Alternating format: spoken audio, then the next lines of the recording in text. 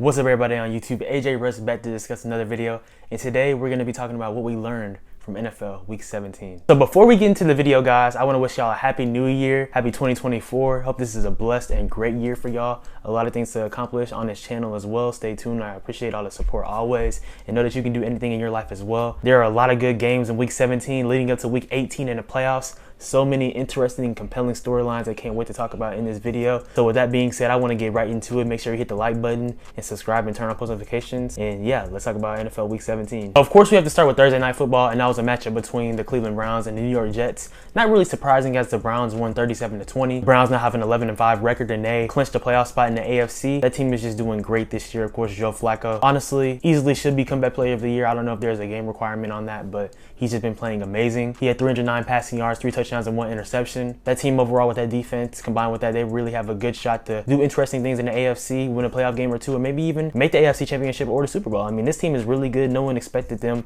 to do what they're doing without Deshaun Watson and how they've been playing with all the injuries too. A lot of people on IR, including their offensive line, and just the next man up, just been stepping up for Cleveland. So it's really impressive. I feel like Kevin Stefanski should be Coach of the Year easily. There's been a lot of great coaches this year who have turned the teams around in the NFL, but Stefanski, no one expected him to do what he's done. So shout out to him for sure. For the Jets, I mean, there's not really too much to talk about there. I mean, Trevor Siemian, he didn't play bad. He had 261 passing yards, completed 32 out of his 45 passing attempts, had a touchdown and interception, but the Jets weren't really playing for much, you know. This season has really been a wash since Aaron Rodgers got hurt. We all know that. But next year should be very interesting but 2024 should definitely be interesting for New York. But this is a great win for the Cleveland Browns, most definitely. Now, this game right here, this is the one I've been waiting to talk about for sure. Easily the most controversial game of Week 17, the Dallas Cowboys and the Detroit Lions. The Cowboys won the game 20-19, but should they have really won the game? Man, that 2-point conversion call, man, it looked like he checked with the ref saying that he was eligible, Taylor Decker, but it's just a loaded conversation. Honestly, we've heard about it on social media. Honestly, Dan Campbell was rightfully pissed, and I don't blame him. And the Cowboys, they definitely got away with one. I mean, they did have opportunities to score more in the game, I will say that. CeeDee Lamb with that touchback, that could have been a touchdown right there with the Cowboys ahead. There's a lot of things to look at that, but if we get this rematch in the playoffs, it should be very interesting. And it looks like the Cowboys could be a second seed with the Eagles losing to the Cardinals, which we'll talk about in a few because that's very costly. So that'll be interesting to see if the Cowboys and Lions match up again. And it could have been at Detroit if that were to happen and the Cowboys would have lost the game, but the Cowboys won it despite of the circumstance, and just a really crazy game. I think the biggest takeaway besides that controversial 2-point conversion call, easily CeeDee Lamb. Of course, now has the most receiving yards in Cowboys history in a single season, and receptions as well. And in this game, he had 227 receiving yards, 13 receptions and a touchdown, just hooping, playing excellent football. I think CeeDee Lamb has been a top 2 receiver this year. I don't really think that's a debate, honestly. It's Tyreek Hill and CeeDee Lamb in terms of this season, how they've been playing. Great football at the receiver position, and CeeDee Lamb played excellent in this game. Jared Goff didn't play that well, of course, at those 2 interceptions, but he still put the Lions in great position to win the game, so props to them for sure. I hope we get this rematch in the playoffs because it'll be really good, honestly. A great storyline, but the Cowboys did win this game, and they have opportunity to get the second seed if they beat the Washington Commanders in Week 18. I've said this in the previous weeks, and honestly, the Chicago Bears, they better keep Justin Fields. They dominated the Atlanta Falcons, winning 37-17. The Falcons were trying to make the playoffs a couple weeks ago, so it's not something to slouch at. The Bears are 7-9. They've been playing really good the past month and some change, honestly, and really I feel like they should run it back with not only Justin Fields, with the coaching staff as well. I mean, they've been playing well. The Panthers lost against the Jaguars, which gives the Bears the #1 overall pick in 2024, so they already have the #1 pick set in stone. It'll be interesting to see if they traded to trade down, because they should do that. Honestly, why would you draft another quarterback when your team is playing good like this? They're not going to make the playoffs, obviously, but they're still finishing off the season really strong and playing well. Justin Fields had 268 passing yards, 1 touchdown, completing 20 out of his 32 passing attempts. Khalil Herbert has been playing really good football as well in the running game. Had 18 carries for 124 rushing yards and a touchdown. The Bears, they're just playing excellent football. Their defense is playing well too. Forced Taylor Heineke to throw 3 interceptions. Run it back with Justin Fields, Chicago. I'm telling you, that's the right decision. Now, typically, this wouldn't be a game I would talk about for that long, but it was a huge game in terms of the AFC. It was a #1 seed, #2 seed, the Miami Dolphins and Baltimore Ravens playing, and the Ravens demolished the Dolphins, winning 56-19. Oh my goodness, yeah, it's the Ravens and everybody else in the NFL for sure. They proved that against the 49ers in Week 16 on Christmas Day. Just an absolute dominant performance there. And then an extra dominant performance in this game against the Dolphins. I mean, oh my goodness. The MVP has really been up in the air. There's been a lot of names thrown around in this conversation. And honestly, in the past 2 games, I think Lamar has solidified it, honestly, and is on his way to winning his second MVP like he did in 2019. A different looking season for sure, as he absolutely dominated the league in different ways in that year, and of course he is this year as well. But the team overall is just playing great. The defense is great, and of course the offense playing great with pieces like Zay Flowers, with Isaiah likely stepping up with the injury of Mark Andrews, Odell Beckham Jr. of course. Just a lot of people playing really good football, and of course Lamar Jackson is the head of the snake, playing really good. A new offense with Todd Monken going in there, and of course Harbaugh being the coach there. I think that the Ravens, this could be the year that they make the Super Bowl, potentially even win the Super Bowl, like that moment that Lamar Jackson has been talking about when he was drafted. He wants to get Baltimore Super Bowl, and he's definitely in prime position to do so. He had 321 passing yards, had 5 touchdowns, only had 3 incompletions the whole game, just playing efficient and excellent. Gus Edwards also playing solid on the running game. I already talked about Zay Flowers. And let's talk about Miami though. Tua had 2 interceptions. It was going to be a hard matchup for the Dolphins on both ends, obviously, playing against that Herculean of a team in Baltimore. But man, I can't wait to see Hard Knocks and see what the reaction from that was, because it was definitely a stinker. And now Miami has to win week 18 against the Buffalo Bills, or the Bills will win the division in the AFC East. So it has a lot of implications, man. It's just a cause and ripple effect for sure. This is beautiful football, man. I'm loving this season, guys. Week 18 is going to be beautiful. I can't wait to recap that week as well. But this week in week 17 has been spectacular in itself.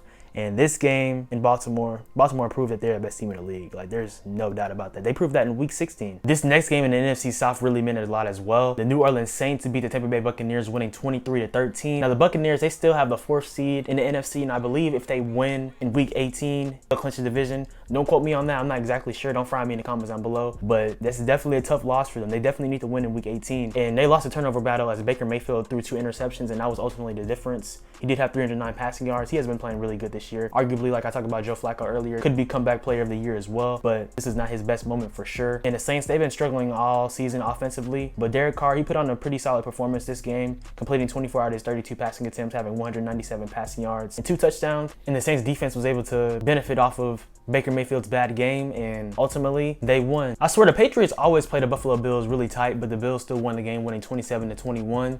I talked about earlier how that Miami Dolphins and Bills game in week 18 is going to have huge implications for the division, of course, in the AFC East, but of course in the playoffs ultimately. The loser out of that game in week 18 will be a wild card. That's going to be crazy. Honestly, if I have to predict who will win that week 18 matchup between Buffalo and Miami, I'm going to pick Buffalo. I know they already beat them in the season. They won by 29. That's supporting my argument for sure. And Miami losing like that, they're for sure going to want to bounce back after getting tapped by the Ravens. But I just think the Buffalo Bills, they're more experienced. They've been there in the playoffs. And I feel like the Bills, no one wants to see them. No one wants to see the Browns in the AFC either. But the Browns and the Bills, no one wants to see them, man. I'm telling you right now. So I would pick the Bills. Josh Allen didn't have the greatest game by no means whatsoever. I feel like Belichick always has a good plan when he plays against the Bills. But that team in New England just this year hasn't been good enough. And we saw that. But I'm telling you, the Bills, they're going to win a division. Mark my words right here. If I'm wrong, y'all can flame me. But I think that they're going to beat the Dolphins in week 18.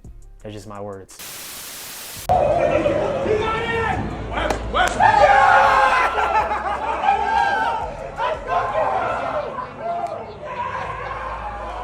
This is another game that I'm like, what? How did this happen? The Arizona Cardinals beat the Philadelphia Eagles 35-31 at the crib in Philadelphia. A devastating loss for the Eagles, who could have been on their way to winning the NFC East and most likely will be a wild card, because the Dallas Cowboys are now the 2nd seed and will be playing against the Washington Commanders. And the Commanders are trying to take honestly at this point, so they really shouldn't win. The Cowboys, they're trying to get that. The Cowboys, they're definitely trying to get those home playoff games, because they are a different team at home than when they are on the road. So just a really terrible loss for the Philadelphia Eagles, man. They are 1-4 in their past 5 games. Jalen Hurts really didn't have the greatest performance in this game. He completed 18 out of his 23 passing attempts, but only had 167 passing yards, 3 touchdowns and an interception. AJ Brown only had 53 receiving yards. After that run he had earlier in the season, having, I believe, 4 to 5 games with over 100 receiving yards, it's just really stagnated. And they really haven't been able to get anything going offensively. Defensively, they are definitely poor. Not reminiscent at all of the team that they were last year. And Kyler Murray, he hooped for sure, had 232 passing yards, 3 touchdowns and only 1 interception. Like I said, took advantage of that weak Philadelphia Eagles secondary. Is Deebo Samuel, what he said about James Bradbury, true? I don't know, man, but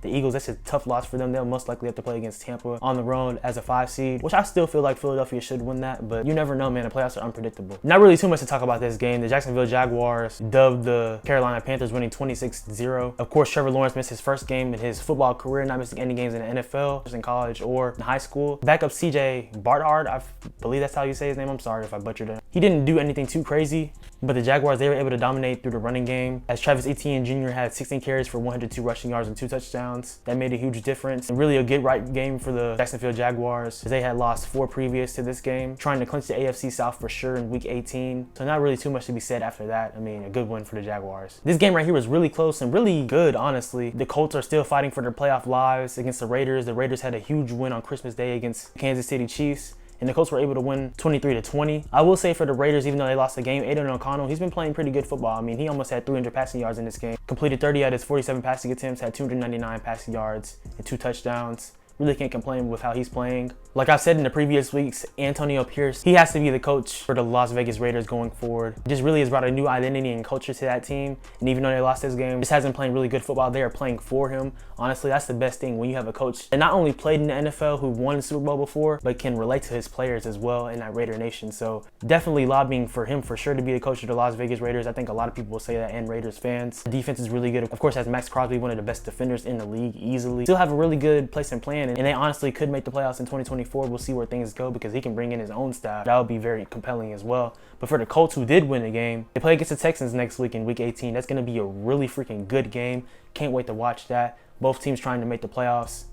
Both with a lot on the line for sure. Gardner Minshew, he had 224 passing yards and a touchdown. And then Jonathan Taylor, he had a pretty good game, 96 rushing yards and a touchdown. So a lot on the line in that game, and a good win for the Colts. In this game, we nearly saw the Los Angeles Rams beat the New York Giants, winning 26-25. The Giants are coming off of a loss against the Eagles, but an encouraging way that they played against them for sure. And the Rams, they're trying to get themselves in position to be a wild card in the NFC, and they're doing that right now. They're the 6th seed with a 9-7 record now. And Matthew Stafford, he's been playing really good football this year, honestly. He's a Hall of Fame quarterback, Super Bowl champion, so he's definitely proved that. Didn't have the greatest performance in this game, as he did throw 2 interceptions, but he had 317 passing yards and a touchdown, completing 24 out of his 34 passing attempts. Puka Nacua, like I said, if CJ Stroud didn't exist, he would be Offensive Rookie of the Year easily. Had 5 receptions for 118 receiving yards. Kyron Williams, he's been playing great this year. He had 3 touchdowns. Not the most yardage, but he played really good. So shout out to the Rams for sure in getting this win. The Giants, not really much to play for. Tyrod Taylor, he stepped in last week against the Eagles and provided a different spark for the Giants for sure. I mean, they have nothing really to play for at this point. They're not going to make the playoffs. It'll be interesting to see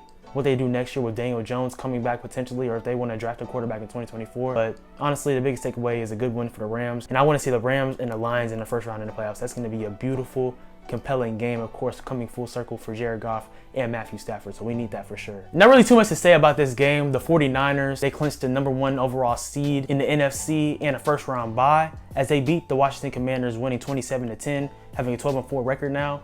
They'll probably rest a lot of people in that Week 18 game against the Los Angeles Rams, who really, the Rams, they need that game more anyways. It's really a juggernaut of a team. And of course, they were coming back from a loss, losing to the Ravens on Christmas Day, but this is a good win for them, a good get-right game, I would say. And even if they lose to the Rams in Week 18, it won't matter, because they already clinched what they needed to. And they'll potentially have 2 weeks off, honestly, if they rest everybody. So not really too much to take away from that. This game in particular between the Pittsburgh Steelers and the Seattle Seahawks was important for both teams, obviously trying to make the playoffs. In the AFC, for the Steelers, it's obviously harder for them with so many teams over 500 and in the hunt. But for the Seahawks, they still have the scenario in case to make the playoffs, but they did lose this game, losing 30-23. The Steelers helped Mike Tomlin get his 17th straight season of a winning record. He still hasn't had a losing record as a head coach. That's pretty remarkable. So shout out to him. We know there's been questions about the locker room, things of that nature, but there's no questioning how great of a coach that he definitely is. And a really much needed win for them. And Mason Rudolph, after that game that he had in Week 16, he played pretty good in this game. Obviously, he didn't have any touchdowns, but he did complete 18 out of his 24 passing attempts for 274 passing yards. Played a really good game, and Najee Harris had a really good game as well. Had 122 rushing yards on the ground, 2 touchdowns on 27 carries. So just played good there. The Seattle Seahawks, they obviously had a chance to win the game and tie the game, but still a few costly mistakes and things of that nature, which led to them ultimately losing. But they still have a chance to make the playoffs. They're going to need Green Bay to lose, I believe, and some other case scenarios to happen, but both of these teams definitely still are fighting to make the playoffs in their respective conferences. The Chiefs and Bengals obviously has been a great rivalry for the past couple of years, since 2021 in the playoffs, and obviously Joe Burrow didn't play in this game, so the game stayed demolished, obviously, but the stakes for the Bengals were obviously high, because if they continued to win, they had a chance at the playoffs. But they did lose this game, as the Chiefs won 25-17. The Chiefs have now won 8 straight AFC West titles. Pretty impressive for sure. I believe this year it's not as impressive though, obviously, because we see their constant problems at the receiver position and things of that nature. We saw that with some drops on Sunday as well, so still alarming. I don't know how the playoffs are going to be, but if you have Mahomes, you definitely have a chance, but he can't throw himself the ball, so there's that to say as well. It's going to be interesting in the playoffs. They're going to have a home game, of course, in Arrowhead, but they advance in the second round. They're most likely going to have to play on the road. Haven't seen that in Mahomes' career, but we still know how great he is, so only time will tell with that. But yeah, for the Bengals, I mean, they had a respectable performance for sure. I mean, of course, their playoff lives were on the line, and they did come up short, but Jake Browning, besides the game that he had in Week 16, he has played really good and stepped up to the plate. Like I said, this year has been a year of the backups, and he certainly has been an impressive one, I would say. But not really too much to gather away besides that in the game. The Chiefs will host a playoff game, the AFC, but in terms of their playoff future in the 2023 playoffs, it's very unpredictable and uncertain. Now, this game, I really don't have too much to say about the game. The Broncos beat the Los Angeles Chargers 16-9. Who really cares? Both of these teams are not making the playoffs. I want to talk about this Russell Wilson and Sean Payton situation. It's honestly messed up, and I'm not talking about in terms of Sean Payton not wanting Russell Wilson, because that's fine. He didn't come in 2022. This is his job, the new coach being, things of that nature. But I do not like how the ownership came to Russell Wilson and say, we're going to change your contract or we're going to bench you. First of all, you signed a contract last year, and obviously you didn't know how Russell Wilson was going to play in 2022 with that extension, but it's a contract. It's set in stone. Now, obviously, they're going to most likely cut him in March and do that next year, but I just find it so messed up. And Russell Wilson really played a good year, I would say. Definitely better than last year. Had 26 touchdowns and 8 interceptions.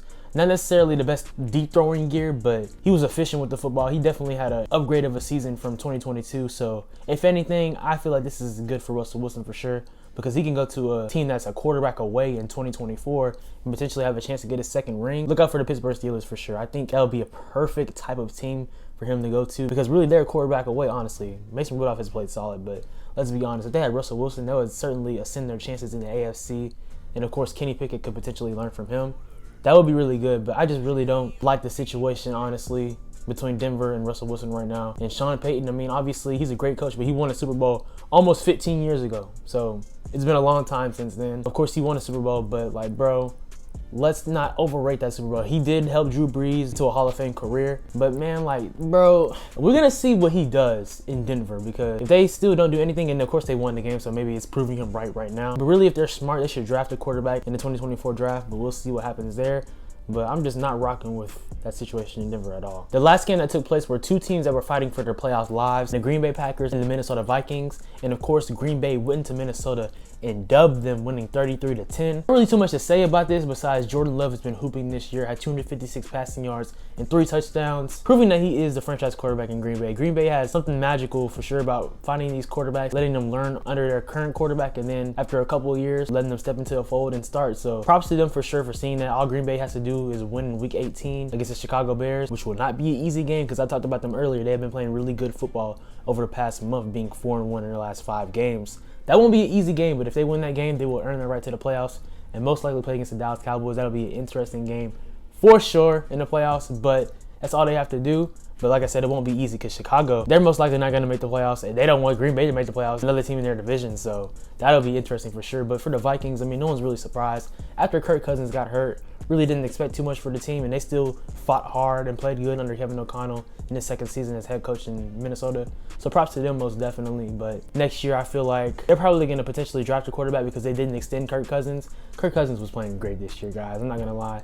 I talked about Russell Wilson a second ago going to Pittsburgh. Pittsburgh will be well with Kirk Cousins as well. So I feel like he could go to a team that's a quarterback away. Maybe even the Raiders or something like that too. That would be interesting for sure. But we'll see what happens, because if the Vikings wanted him, they would have extended him in my opinion. But yeah, Green Bay, definitely a nice dub for them, keeping their playoff hopes alive. So guys, what we learned, we're into the thick of it. Almost here at the playoffs. It's so beautiful, man. These Week 18 games are going to be phenomenal, man. On Saturday and on Sunday. It's a chef's kiss to all football fans for sure. Leading up to the playoffs. Just ready for it. Looking forward to the first round. Looking forward to seeing what teams go to the conference championships, to the Super Bowl, and who will win ultimately, because we have right now our early favorites in the conferences. Of course, in the NFC, we think that the 49ers are the best team. They've clearly shown that, even despite the loss to the Ravens. And the Ravens are obviously the best team in the AFC. I mean, they showed that, dominating and bludgeoning the Miami Dolphins. So we'll see what matchup we get. Obviously, that would be the favorite to see the Ravens and 49ers. A rematch of Super Bowl 47, I believe that's what it was.